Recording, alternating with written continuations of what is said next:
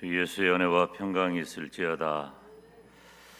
자, 오늘은 41번째 성경인물 신약에서 살피는데요. 빌립은 예수님의 제자 빌립과 동명 인물입니다. 오늘 본문에 나오는 빌립은 우리가 빌립 집사 그렇게 부르면 되겠죠. 초대교회 7 집사 가운데 한 분입니다. 여기 오늘 본문은 사실 사도행전적으로도 그렇고 또 우리 기독교 역사에도 그렇고 선교 역사에도 굉장히 중요한 이정표가 되는 장면입니다. 선교라고 하는 그런 개념은 언어와 문화가 다른 지역과 사람에게 복음을 전하는 것을 선교라고 합니다. 그러니까 넓은 의미에서는 전도 범주에 속하지만 그 가운데 특별하게 구별된 선교라고 하는 한 파트가 굉장히 중요한 것은 바로 예수님께서 명령하신 대로 예루살렘과 온 유대와 사마리아와 땅 끝까지 이르러 복음의 증인이 되리라 그렇게 말씀하셨기 때문이죠. 그런데 이 오늘 본문에 등장하는 사람은 에디오피아 여왕 간다게의 내시입니다. 우리가 일반적으로 내시라고 하면 그냥 궁에서 왕 시종드는 그런 수종드는 정도로만 이해를 하는데 오늘 본문에 등장하는 내시는 단순한 내시가 아니라 여왕의 국고를 담당하는 재무 담당하는 한 장관 정도라고 이해하시면 됩니다. 그러니까 상당한 지위에 있는 사람이겠죠. 바로 이 내시에게 전도를 한 것이 에티오피아는 이집트 접경에서 더 조금 아래쪽으로 내려가는 곳이니까 아프리카 지역이 됩니다. 그래서 아프리카 전도의 문을 여는 출발점이라고 말할 수도 있습니다. 이제 기독교 역사를 살펴보면은 초대교회 시대에 사도 그리고 속사도를 지나서 교부 시대가 도래합니다. 그런데 이 교부 시대에 흑인들 가운데 교부도 있었고 그리고 또 그 흑인들이 관할하는 교구가 상당히 큰 규모를 갖추었다는 그런 기록들이 여러 군데 있지요. 그런 의미에서 보면 오늘 본문의 내시와 상당히 관계가 있을 것이다 라고 보는 것이 학자들의 일반적인 견해입니다. 특별히 오늘 본문의 빌립 집사님은 전도에 좋은 모델이 되는데 우리가 오늘은 재료기가 있는 날이기 때문에 말씀을 간단하게 몇 가지 살피려고 합니다. 첫째, 이 빌립 집사님은 성령님의 인도를 받았습니다. 오늘 본문 29절 말씀을 보면 성령이 빌립더러 이르시되 이 병거로 가까이 나아가라 하시거늘 그랬어요. 따라서 합시다. 성령이 빌립더러 이르시되, 성령이 이르시되 한 거예요.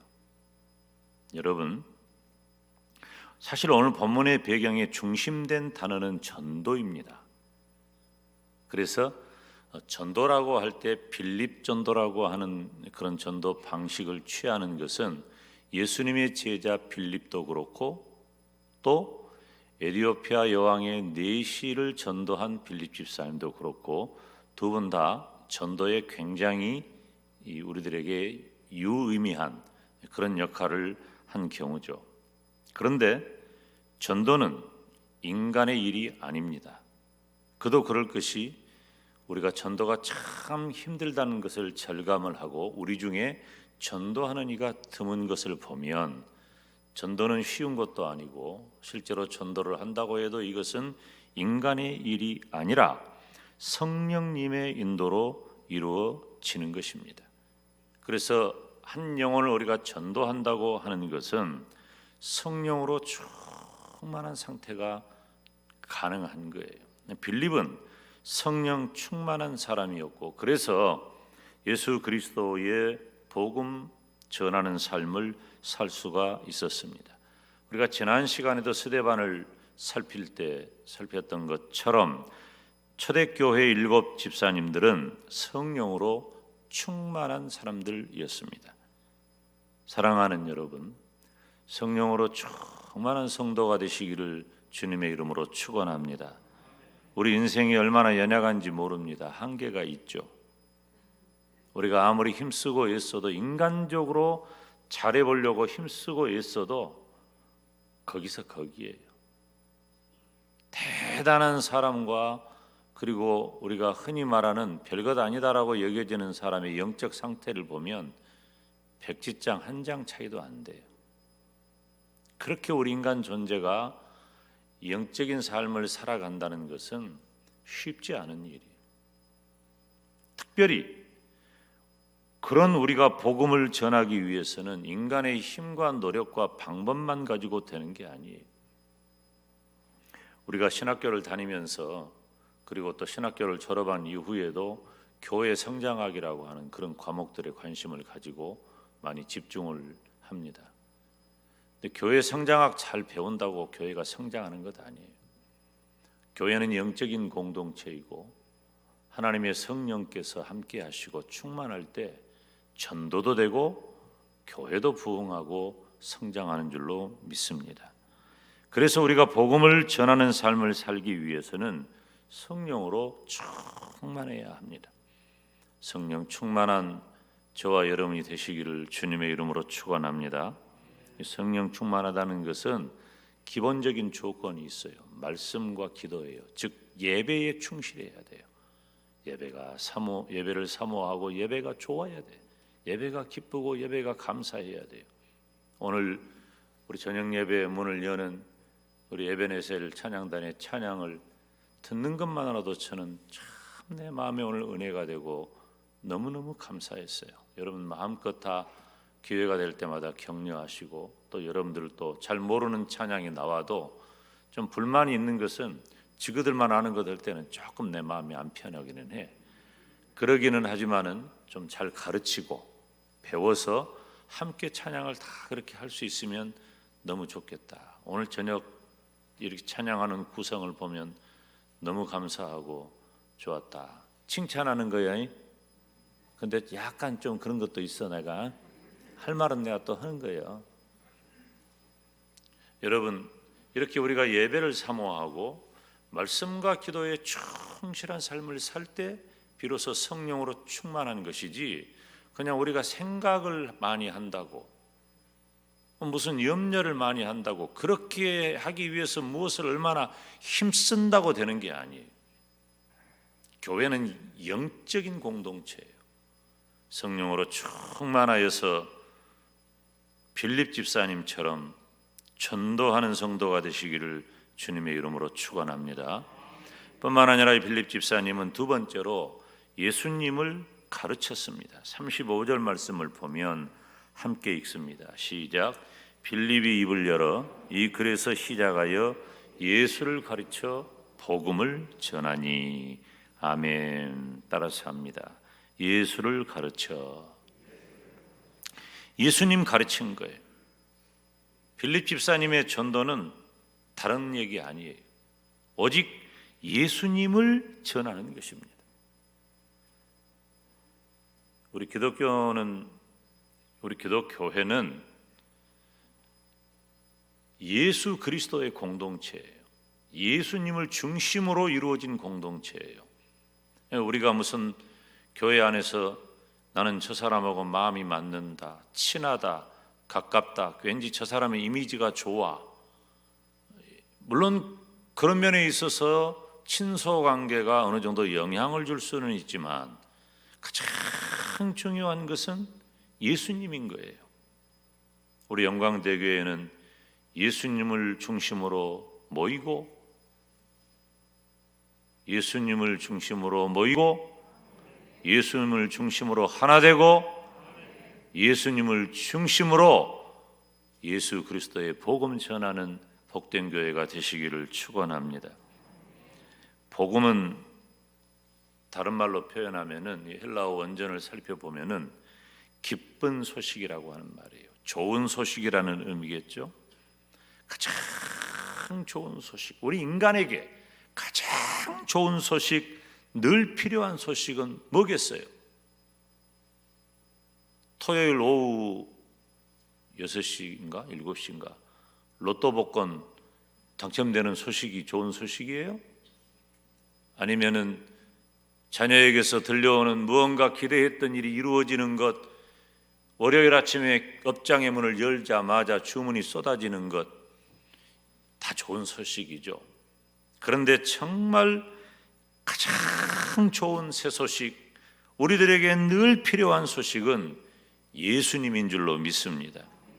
그래서 교회와 성도는 이 예수님 소식을 전해줘야 되는 거예요. 예수님 얘기를 해야 돼요. 복음은 무엇입니까? 복음의 요소가 있어요. 예수님의 탄생과 죽음과 부활, 이 복음의 내용입니다. 주의 종이 말씀을 전할 때도 설교에 반드시 등장해야 할 주제가 바로 복음이에요. 복음이 없는 설교를 하려면은 차라리 교양 강좌를 하거나 재밌게 웃기기라도 해야 돼요. 눈물을 쏙 빼놓든지 뭔 수단과 방법을 가리지 않고, 그래야 조금이라도 반응을 하지. 그러나 재미가 없어도, 웃기지도 않고 슬프지도 않아도 복음을 전하는 일은 하나님께서 역사하실 줄로 믿습니다. 여러분, 우리는 전도를 할 때, 제가 어렸을 때도 그런 얘기를 너무 많이 들었습니다만, 우리가 할 일은 전하는 것뿐이다. 그리고 우리가 전하면 내가 복음을 전할 때 전달받은 그 사람의 마음을 움직이는 것은 하나님이시기 때문에 하나님께서 그 영혼을 책임지신다. 우리는 단지 전하는 사명을 감당하면 되는 것이다. 근데 뭘 전할 거예요? 예수님 전하자는 거예요. 자, 가끔 설교할 때, 우리가 전도할 때는 내가 예수님 얘기를 할 수 있어야 돼요. 먼저 예수님이 어떤 분인지, 예수님의 탄생과 죽음과 부활에 대한 분명한 지식을 내가 가지고, 내가 예수님을 만나기 전에 어떤 삶을 살았고 어떻게 예수님을 만났으며 예수님을 만난 다음에 내 삶이 어떻게 변화되었다라고 하는 것까지 내 인생이 예수 그리스도의 복음과 함께 녹여져야 돼요. 그렇게 말하고 간증할 수 있을 때 비로소 복음을 분명하게 전할 수가 있는 것입니다. 사랑하는 여러분, 지금 이 시대는 참 어디 가서 무엇을 말해도 사람들에게 큰 기쁨을 주지 못합니다. 누가 우스갯소리해도 한번 좀 웃고 그 다음부터 다 똑같아요. 별 변화가 없어요. TV를 봐도 코미디언들이 웃기려고 애를 써도 하나도 안 웃겨. 요즘 사람들이 웃기는 이 개그맨들에게 미안하지만, 코미디언들에게 미안하지만 그들이 애를 쓰는데 별로 안 웃겨요. 그전에는 참 말도 안, 지금 생각해 보면 웃기지도 않아. 근데 그거 보고 얼마나 배꼽 잡고 웃었는지 몰라요. 띠리리리리 그것 하나 가지고 그냥 하루 종일 웃었다니까. 아, 뭔지 모르시죠? 맹구와 땡치를 아는 사람들은 다 기억하는 거예요. 지금 기쁨이 없어요. 사람들에게 좋은 소식이 없어요. 참 뭐 뉴스는 켜자마자 끄고 싶은 것밖에 없어. 이런 때 정말 필요한 것은 예수님 소식인 줄로 믿습니다. 우리 빌립 집사님처럼 우리 교회도 딴 얘기하지 말고 예수님 얘기하시기를 주님의 이름으로 축원합니다. 딴 얘기하면 마귀가 개입해. 근데 예수님 얘기하면 개입할 틈이 없잖아요. 세 번째로 우리 빌립 집사님은 세례를 베풀었습니다. 38절에 보면 같이 읽습니다. 시작. 이에 명하여 병거를 머물고 빌립과 내시가 둘 다 물에 내려가 빌립이 세례를 주었다 그랬어요. 여기서 이제 제가 신학교 다닐 때 질문을 했는데, 어떻게 집사님이 세례를 줄 수 있냐 이렇게 질문했다. 또 나는 참 하여튼 나는 이게 뭐가 좀 이해가 안 되면 그냥 물어보고 해결을 받아야 되는데, 이 초대교회 특수 상황이고, 그리고 초대교회 7 집사님은 사도들과 준하는 신령한 성령 충만한 사람이었고 그 사역과 사명 또한 사도들과 동역자의 역할을 했단 말이에요. 그래서 이 시대에는 아마도 이것이 허용되지 않았는가. 그런데 이 빌립이 중요한 건 뭐냐면 그게 아니고 빌립이 내시에게 세례를 베푼 거죠. 여기서 참 우리가 중요한 원리 하나를 발견하게 됩니다. 전도라고 하는 것은 우리가 대체적으로 우리 교회 한번 와보시오. 교회 한번 갑시다. 우리 교회 나와. 이 말도 안 하는 것보다는 훨씬 나아. 왜냐하면 그 말도 안 하고 사니까 되게. 그것도 귀하고 좋지만 우리가 예수 그리스도의 복음을 전하잖아요. 그게 진짜 해야 할 소식이니까 그렇게 전해서 전도가 되면 그분이 전도 대상자가 우리 교회로 오게 되면 전도가 되는 것이죠. 그런데 오늘 본문의 이 빌립이 이 내시에게 세례를 베푸는 이 장면을 보면서 우리가 무엇을 생각할 수 있냐면 전도라고 하는 것은 세례를 받을 때까지 돌보는 것이다 라는 생각을 하게 하는 거예요. 세례의 의미가 무엇입니까? 원래 세례라고 하는 말은 장사된다는 말이에요. 그러니까 이 무덤에 집어넣는 것이 장사잖아요. 장례식 하는 거예요. 장사 지낸다. 또 다른 말로는 우리가 세례, 지금 우리는 세례라고 번역된 것이 침례교도들은 침례라고 그렇게 많이 읽어요. 그 말이 무슨 의미냐면은 침례교라고 하는 그 의미가 바로 세례라는 의미가 이제 물에 잠근다 그런 의미를 가져요. 장사되는 것과 물에 잠기는 것은 다 영적으로 죄 씻음을 받는 상징적인 의미를 가지고 있습니다. 그러니까 세례라고 하는 것은 나의 죄된 옛사람은 죽어버리고 예수님 안에서 다시 태어나는 것이 바로 세례예요. 저와 여러분 다 영적으로 세례받은 성도인 줄로 믿습니다. 그것이 교회라고 공교회 앞에 세례를 행함으로 공적으로 나의 신앙을 드러내고 공표하는 것이 우리 교회가 1년에 2차례쯤 시행하는 세례인 것입니다. 빌립은 이디오피아 내시에게 첫째로 복음을 전했고 두 번째로 최선을 다해 가르쳤고 세 번째로 세례 받을 때까지 돌보아 주었습니다. 우리도 전도라고 하는 것을 생각을 할 때 좀 이런 책임감을 가지고 살펴야 됩니다. 잘 가르치고 바르게 지도하고 관심과 애정을 다 해야 합니다. 그래서 전도하는 사람이 복음에 대해서 명확하게 알아야 될 이유가 바로 거기 있는 거예요. 그저 인간관계 때문에 물론 그것도 안 하는 것보다는 낫지만 그것마저도 대부분 안 하니까 그것도 안 하는 것보다는 낫지만은 내가 전도할 대상에 대하여 내 입술로 예수님에 대해서 분명히 말씀하고 우리 영광대교회는 그 예수님을 잘 전하는 교회고 그 예수님을 믿는 그 믿음으로 함께 신앙생활할 만한 교회라고 소개할 정도로 우리가 가져야 할 신앙적 지식이 필요한 것입니다. 그래서 한 사람의 영혼의 마음을 두고 책임을 다해서 양육하고 거룩하게 세워나가야 합니다. 이 전도라고 하는 것은 그런 의미에서 아이고 안 그래도 전도하기 힘든데 목사님 저렇게 말하니까 진짜 못 얻었네 그렇게 마음먹은 분들은 안 돼. 다짐을 새로 해야 돼요. 아 전도가 그런 것이라면 내가 좀 더 복음을 명확하게 정리하고 전할 수 있을 정도로 내가 공부하고 준비해서 진짜 전도하는 사람이 되어야겠구나 그런 다짐을 해야 되는 것입니다. 전도는 그저 우리가 단순하게 해야 할 일 정도가 아니라 예수님의 명령입니다. 예수님께서는 마태복음 28장 18절로 20절 말씀을 보면 함께 읽습니다. 시작. 예수께서 나와 일러 가라사대 하늘과 땅의 모든 권세를 내게 주셨으니 그러므로 너희는 가서 모든 족속으로 제자를 삼아 아버지와 아들과 성령의 이름으로 세례를 주고 내가 너희에게 분부한 모든 것을 가르쳐 지키게 하라.